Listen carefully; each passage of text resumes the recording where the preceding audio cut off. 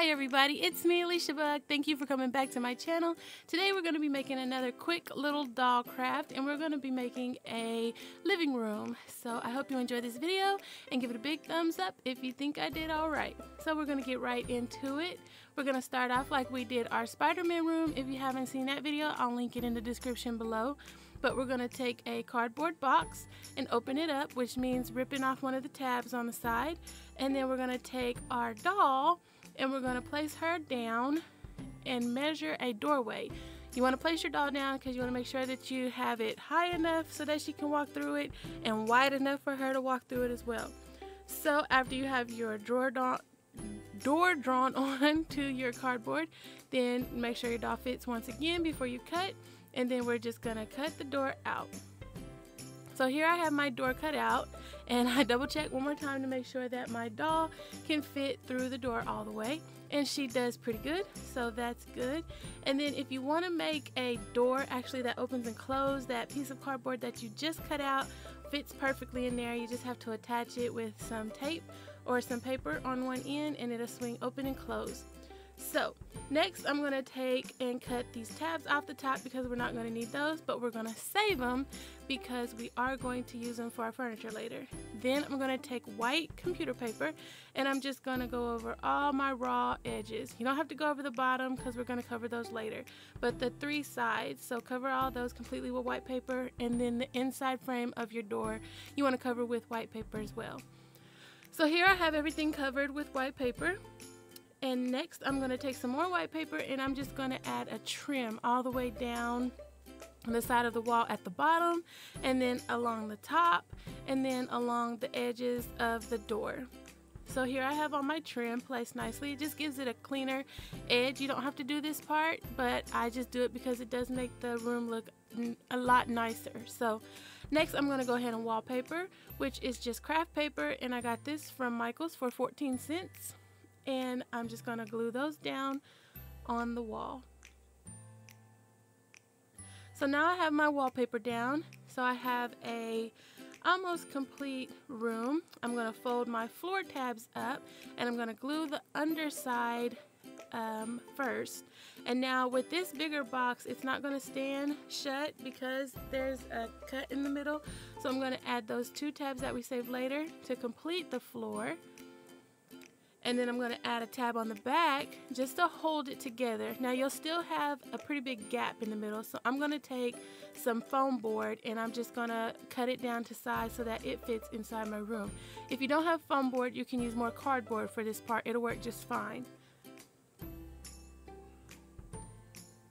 So here's my foam board measured and cut out, and I'm going to slide it in just to make sure that it fits well. And once I see that it does, you can leave your floor white, or you can put more paper down to make it look like a tiled floor, or you can use some fleece and you can make it look like carpet. So I'm going to use this brown fleece to go with the color of my walls, and I'm just going to cover my foam board and then glue this down inside my room. This is going to hold my room floor together, and it's going to give my room the completed look. Now we can start making our furniture. For this furniture, we're going to be making a sectional.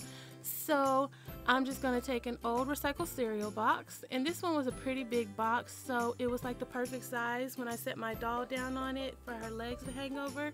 So I just took a ruler and drew out how wide I wanted the actual cushion where she sat at to be, and I made an L shape on the box. Here you can see my lines. I have an L shape, and I'm just going to cut the top off, but I'm going to leave the bottom on and cut it so that I can fold it up and close my box for the most part. I'll still have a small gap, but we can cover that with some of the recycled paperboard from the box later. So after you have your flaps folded up and you see that they fit right, I'm going to stuff the inside of my sofa with some plastic paper bags. You don't have to do this part, but I recommend stuffing it with something because it's going to make your couch a lot more sturdy. If you don't have plastic bags, you can use old paper from school, old assignments. Just ball them up and stuff them in there. After you have it stuffed, then close your tabs over and then use some extra paperboard to seal in that hole. Next, I'm going to take some more fleece and cover my couch. I'm using white, and as you can see, since my fabric is so light, you can see through it. So I just put a white piece of paper over the box and then covered it with the fleece so that the picture doesn't show through the fabric. So after I have my L shape all covered, I want to set my doll on it to see if everything fits right, and then I'm going to cut 2 more pieces of cardboard to fit the back of the couch for the backrest, and then an arm for the side. Now you can do 2 arms and put 1 on either side. I just decided to do 1. So I mean, it's your creation, do whatever you want to do when you're making your furniture. So I'm not going to stuff this part since it's going to be the back of the couch. I just covered it with my fleece again, and then I attached it to the back and the side of my sectional. And I kind of jumped from the rest of the couch to my pictures. I was pretty excited to do my pictures. So now we're going to make a little bit of wall art. And these are from the same place, Michael's. I got these at the craft store.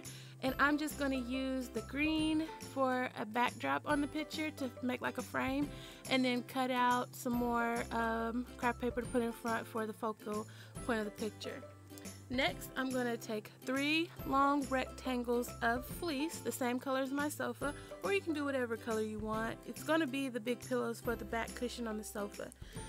So if you want to mix and match, you can. So I'm going to glue all 3 sides shut with the good side to good side, and I'm going to leave a gap, a hole at the top, so that I can flip these right side out. So here's my 3, and then here's my hole, and I'm just going to flip all of these right side out. If you don't want to use hot glue, you can definitely use a sewing machine or a needle and thread. They all work just fine. Next, I'm going to stuff my pillows with some of this toy fluff. If you don't have toy fluff, you can use fabric scraps, or once again, you can use plastic bags. So here's all 3 of my pillows stuffed and fluffed, and we're going to put those on the couch and move on to our entertainment center or bookshelf. If you don't want to do an entertainment center, you can leave this just as a bookshelf. So first of all, I took this recycled gummies box and I cut out the whole entire front face of it. Then I cut 4 rectangle pieces of cardboard that fit inside the box on all 4 sides so that it'll give it some more stability. After you have those cut out and make sure they fit, you can go ahead and glue those to the inside of the box.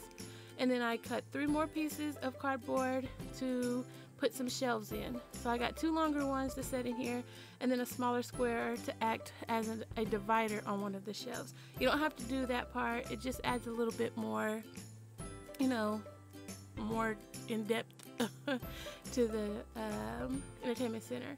Next, I covered everything with more craft paper, and then I glued all of it together.